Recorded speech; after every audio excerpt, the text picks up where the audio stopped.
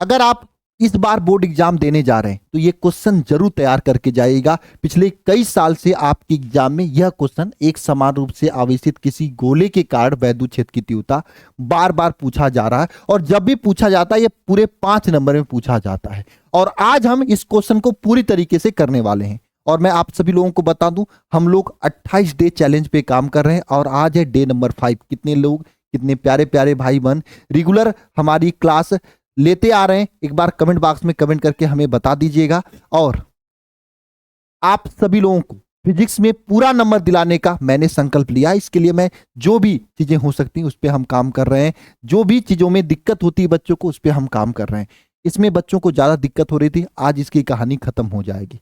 तो चलिए शुरुआत करते हैं। और हाँ, आगे बढ़ने से पहले मैं सभी से करना चाहूंगा, ये व्हाट्सएप चैनल का है स्कैनर और ये टेलीग्राम चैनल का है। सभी लोग व्हाट्सएप चैनल और टेलीग्राम चैनल जरूर से ज्वाइन कर लें, क्योंकि व्हाट्सएप चैनल पे क्लास का जो भी अपडेट्स होता है मैं देता रहता हूं, और टेलीग्राम चैनल पर इस क्लास का पीडीएफ और इससे पहले जितनी भी डे वाइज क्लास हुई सबका पीडीएफ मिल जाएगा।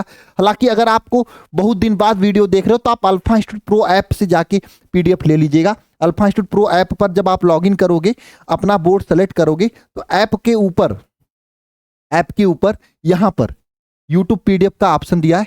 इसी यूट्यूब पीडीएफ में पूरा आपको पूरे डेरिवेशन का पीडीएफ मिल जाएगा। लेकिन हाँ, अभी नहीं, कुछ दिन बाद हम वहां पे अपडेट करवा देंगे। लेकिन अभी तुरंत पीडीएफ हम टेलीग्राम में ही दे रहे हैं, तो आप यहां से ले सकते हैं। अगर वीडियो को दिन बाद देख रहे हैं तो आप ऐप से जाके पीडीएफ ले लीजिएगा। और हाँ, चैनल पे नए हैं तो चैनल को जरूर सब्सक्राइब कर लीजिएगा। और मैं सभी से रिक्वेस्ट करता हूं, ये जो सपना है ना फिर से रैंक 1 वाला, इसको फिर से आप लोग मेहनत करके हमें दिला दीजिए। और मैं आप लोग जितना कहोगे उतना मेहनत करने के लिए तैयार हूं।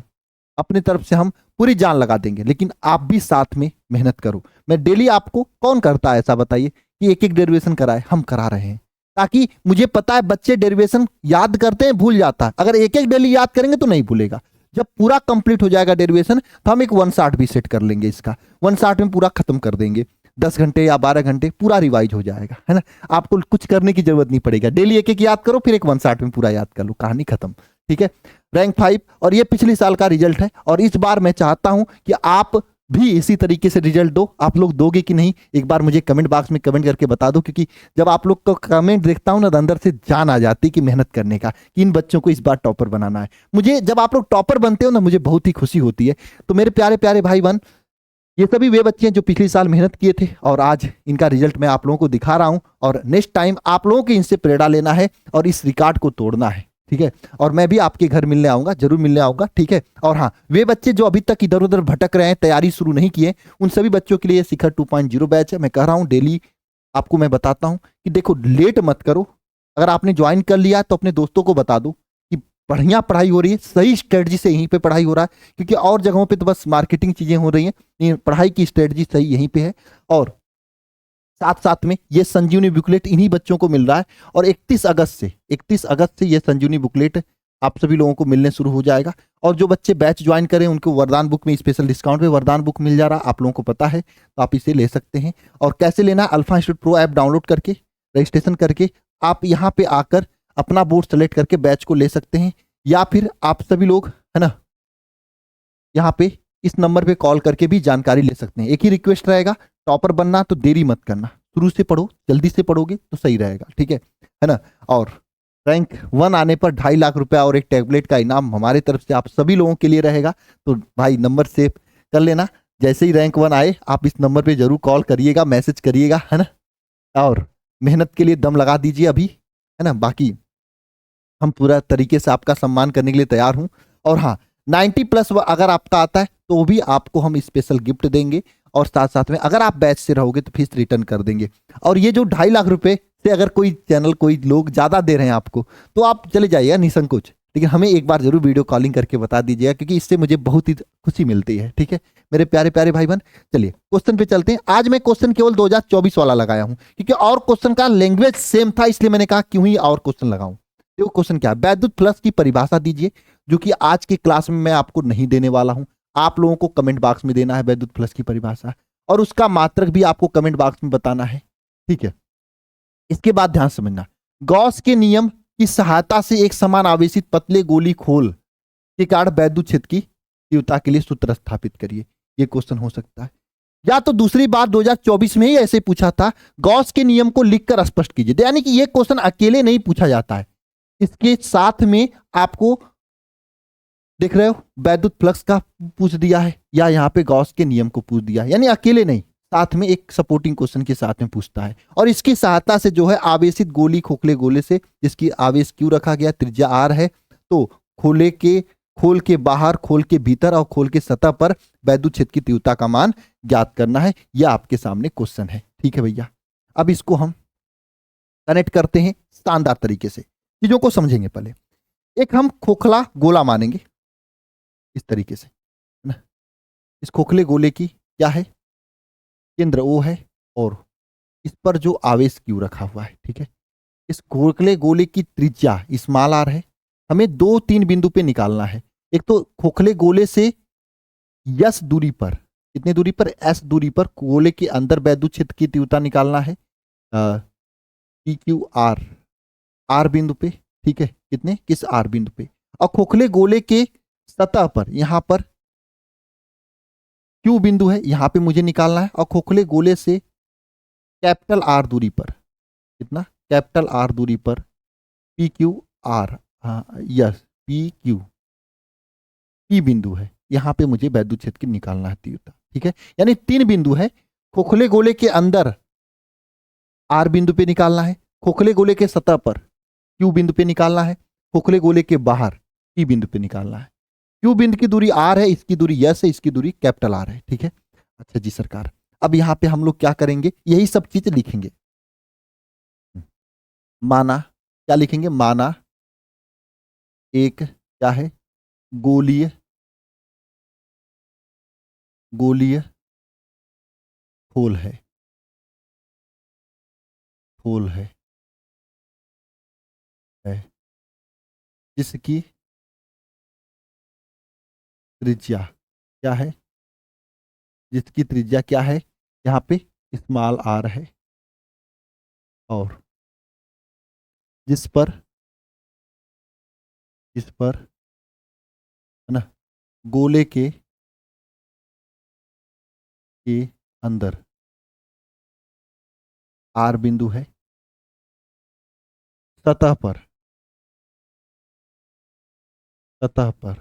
क्या है, क्यू बिंदु है, और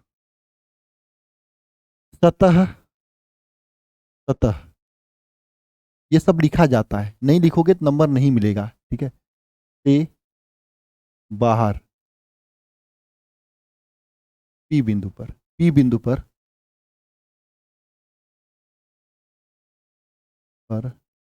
वैद्युत क्षेत्र की तीव्रता ज्ञात करनी है। ठीक है, पूरी कहानी हो गई, कोई दिक्कत यहाँ पे नहीं होनी चाहिए। अब बहुत ही आसानी से चीजों को स्टेप बाय काम करना है। ठीक है, सबसे पहले आप लोग जानते हो कि हम सतह पर निकालते हैं, सतह पर हम पूरा क्षेत्रफल नहीं लेते हैं, छोटू सा क्षेत्रफल लेते हैं, डी ए क्षेत्रफल लेते हैं, है ना। और ये आवेश क्यू है। तो आप लोग जानते हो कि गॉस गॉस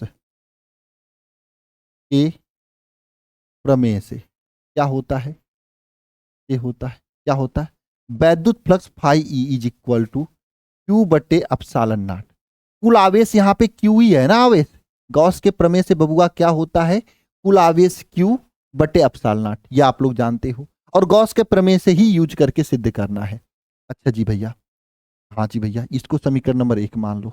और वैद्युत फ्लक्स का मान क्या जानते हो, वैद्युत फ्लक्स का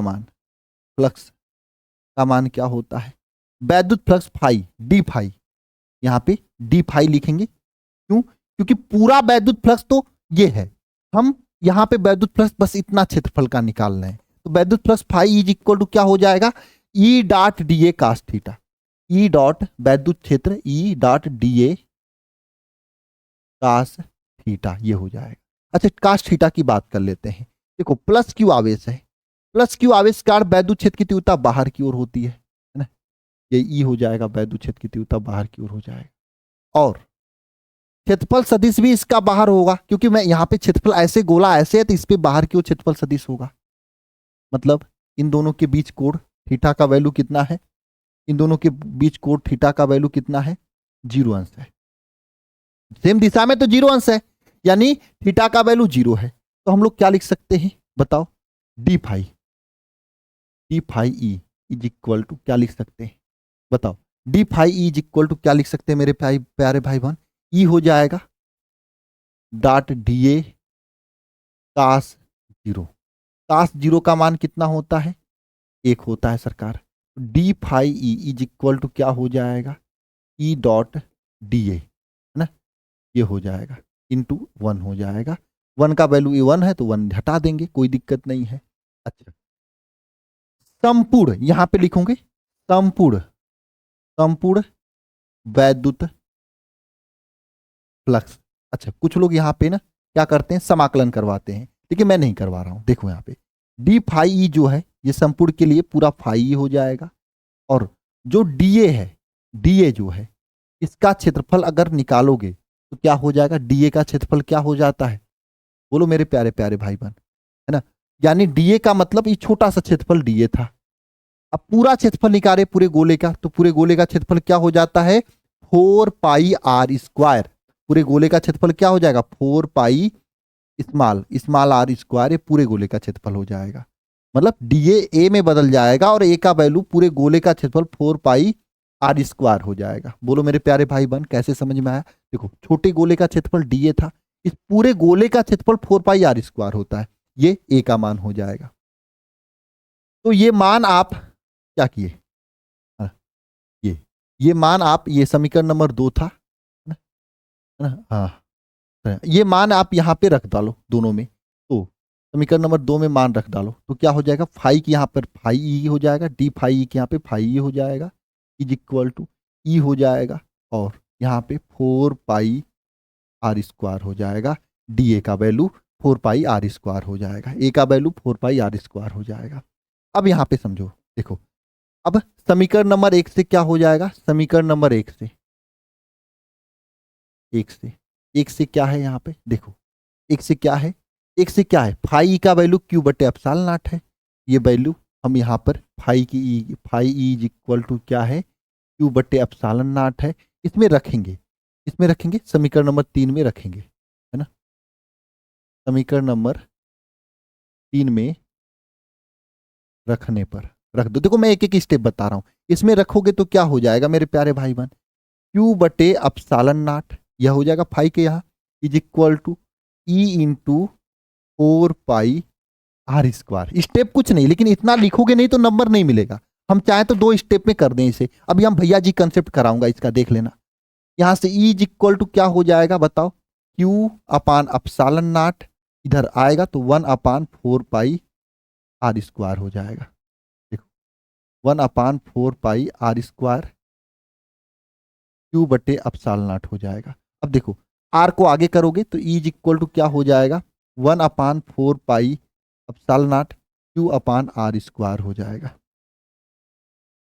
ये हो जाएगा आपके सामने वैल्यू, ठीक है, ये हो जाएगा आपके सामने क्या वैल्यू हो जाएगा। ये कहाँ है, गोले के कहाँ पे, गोले के पृष्ठ पर वैद्युत क्षेत्र की तीव्रता है, ये गोले के पृष्ठ पर वैद्युत क्षेत्र की तीव्रता है ना, एप्सिलॉन नॉट के दौरान ना, ये गोले के पृष्ठ पर है, पर तीव्रता है, ठीक है सरकार। और दूसरी बात, अगर गोले के बाहर, गोले के बाहरी बिंदु पी क्यू है ना, हाँ, क्यू पर बाहरी बिंदु कौन है भैया, बाहरी बिंदु कौन है, गोले के बाहरी बिंदु कौन है, पी है। अच्छा हाँ पी है, क्यू तो ये क्यू पे हो गया, पी पर वैद्युत क्षेत्र की तीव्रता क्या हो जाएगी बताइए, वैद्युत क्षेत्र की तीव्रता क्या हो जाएगी। हाँ, अब यहाँ पे स्मॉल आर जो है is equal to capital R हो जाएगा, तो E is equal to 1 upon 4 pi epsilon naught Q upon capital R square हो जाएगा। ये बाहरी बिंदु पर वैद्युत क्षेत्र की तीव्रता हो जाएगी। 2 हो गया। अब गोले के अंदर वैद्युत क्षेत्र की तीव्रता क्या हो जाएगी? गोले के अंदर, गोले के अंदर वैद्युत क्षेत्र की तीव्रता क्या होगी ना? तो गोले के अंदर वैद्युत क्षेत्र की तीव्रता E इज इक्वल टू 0 होता है। क्यों? क्योंकि देखो जो गोले पर आवेश होता है ना, ये गोले के पृष्ठ पर ही रह जाता है, गोले के अंदर नहीं जाता है। जैसे ये कोई गोला है, गोले का जितना आवेश होता है गोले के पृष्ठ पर ही रहता है, गोले के अंदर नहीं जाता। इसका बहुत अच्छा एग्जाम्पल यह है, मैंने आप लोगों को एग्जाम्पल बताया था, किसको किसको याद है बताओ? ये गोले के पृष्ठ पर रहता है, इसलिए गोले के अंदर ई का वैल्यू क्या होता है? 0 होता है। और मैंने बहुत ही अच्छा एग्जाम्पल बताया था, मुझे नहीं पता किसको किसको याद है, किसको किसको याद है बताओ? आप लोगों को एग्जाम्पल बताया था ना, याद नहीं है, भूल गया? चलो ठीक है। वो जो कार वाली था, कार लेके चलोगे बिजली तड़कती, कार के अंदर नहीं जाती, क्योंकि कार भी एक खोखले गोले के समान होता है। बिजली जो होता है वो कार के ऊपर रह जाता है। बिजली मतलब जो बरसात के समय तड़न तड़न होता है, उसकी बात कर रहा हूं, है ना? तो वहां पे वैद्युत क्षेत्र अंदर की ओर 0 होता है। तो इस तरीके से तीनों बिंदु पे हमने निकाल लिया। अब इसका भैया जी कंसेप्ट अगर निकालोगे तो कितना पेज आएगा बताओ? करना क्या था, करना क्या था भैया? भैया जी कंसेप्ट में, है ना, पहले तो चित्र बना लेना था कि भैया जी कंसेप्ट है, पहले चित्र बना लेना। अच्छा देखो, अभी बहुत जल्दी लोग इसका अलग अलग नाम से कॉपी करेंगे, देख लेना। दूसरे काम पे क्या करोगे भैया बताओ? आप वैद्युत flux phi E is equal to Q बटे अपसालन नाट, गॉस का प्रमेय लिखना था ना, गॉस का प्रमेय लिखना था। तीसरे काम पे क्या करना है? वैद्युत फ्लक्स डी फाई वाला वैल्यू निकलना, डी फाई ई तीसरे नंबर पर is equal to E dot D A cos theta वाला रखना है। चौथे काम पे क्या करना है कि मतलब थीटा का वैल्यू यहाँ पे 0 रख देना है, कास थीटा का वैल्यू कास 0 का मान 1 हो जाता था, D phi E is equal to क्या हो जाएगा? ई डी ए, है ना, ई डी ए हो जाएगा। ठीक है, अच्छा जी सरकार, अब देख लो यहाँ पर, देखो फाई ई को वैल्यू हम लोग किसके किए? डी फाई को फाई ई में बदल दिया, और डी ए मतलब पूरा क्षेत्रफल इसका A is equal to 4 pi R square कर दिया, बस यही वैल्यू रख दिया इसमें, है ना। चौथे स्टेप में क्या किया? दोनों वैल्यू रख के बराबर कर दिया चौथे स्टेप में, यानी फाई का वैल्यू क्यू बटे अपसाल नाट है ये वैल्यू, और यहाँ पे E into 4 pi R square, ये दोनों बराबर कर दिया। यहां से ई का मान क्या आ गया? 1 अपान 4 पाई अपसालन नाट, और क्यू बटे आर स्क्वायर आ गया, है ना। बस इतना सा स्टेप था करना। भैया जी कंसेप्ट आपको समझ में आ गया होगा इसका, है ना। भैया जी कंसेप्ट भाई, है ना, देख लो 3 स्टेप का डेरिवेशन था। पहले चित्र बना लो, फिर वो सब लिख लो 2 लाइन। यहाँ पे ये मैकेनिज्म क्या हुआ है पता है? अब यहाँ पे बाहर निकालना है, कैपिटल आर हो जाएगा, अंदर 0 हो जाएगा, कहानी खत्म हो जाएगा, कोई दिक्कत नहीं है ना यहाँ पे। चलो जी भैया, अब देखो यहाँ पे आपके लिए हम कुछ फार्मूले पहले से लिख रखे हैं जो आपको बताने हैं, क्योंकि लिखने में टाइम वेस्ट हो रहा था आप लोगों का। ठीक है, क्या है पहला फार्मूला? वैद्युत आवेशित चालक चादर के कारण वैद्युत क्षेत्र की तीव्रता ई इज इक्वल टू क्या होता है बताओ? सिग्मा अपान 2 अपसाल नाट होता है। ठीक है, अच्छा जी भैया, रेखीय आवेश घनत्व लैम्डा इज इक्वल टू क्या होता है? क्यू अपान एल होता है। पृष्ठ आवेश घनत्व सिग्मा इज इक्वल टू क्या होता है? क्यू अपान ए होता है। और आयतन आवेश घनत्व रो इज इक्वल टू क्यू अपान भी होता है। ये तीनों फार्मूले याद रख लेना, कोई दिक्कत इसमें नहीं होनी चाहिए। ठीक है, और यहां पर अपसालन नाट का मात्रक और बीमा आपको होमवर्क में लिखना है कमेंट बॉक्स में। अच्छा ये बताओ कौन कौन भाई बहन वीडियो डेली डाल रहे हैं? आज का मैंने अपना टॉक्स कंप्लीट किया, आज का दिन खत्म हुआ, कौन कौन डाल रहा है? मुझे तो नहीं दिखा किसी का, 2-4-10 बच्चों का देख के छोड़ के मेरे पास नहीं आया 2-4-10 बच्चों का लिंक के अलावा। मैंने कहा था यूट्यूब पे वीडियो डालो, क्योंकि ऐसे तुम लोग पढ़ोगे नहीं। डेली का टारगेट बनाओ, पढ़ो और उसका वीडियो डालो फिर लास्ट में, है ना। आप हैशटैग अल्फा इंस्टीट्यूट के साथ में डाल देना अल्फा INSTITUT के साथ में डाल देना। पूरा सब स्मॉल में लिखना, हैशटैग के साथ में लिखना। मेरे पास वीडियो का लिंक भी भेज देना, मैं देखना चाहता हूँ कितने लोग डेली फॉलो कर रहे हैं। और 28 दिन की बात है, 5 दिन हो गया है, 23 दिन बचे हैं, बहुत आराम से हो जाएगा, टेंशन नहीं लेना है। ठीक है ना। चलिए आज की क्लास को यहीं तक रखते हैं। सभी प्यारे प्यारे भाई बहन को जय मां सरस्वती। Thank you.